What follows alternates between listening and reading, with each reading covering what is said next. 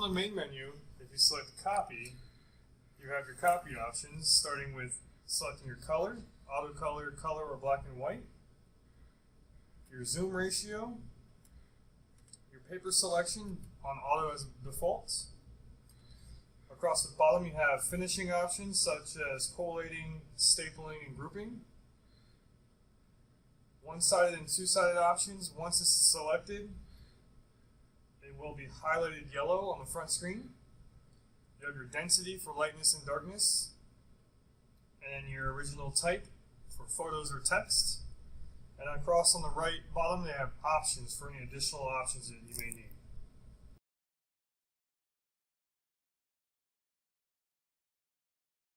Once your options are selected, you can select your number of sets on the right-hand keypad, and then click the Start button.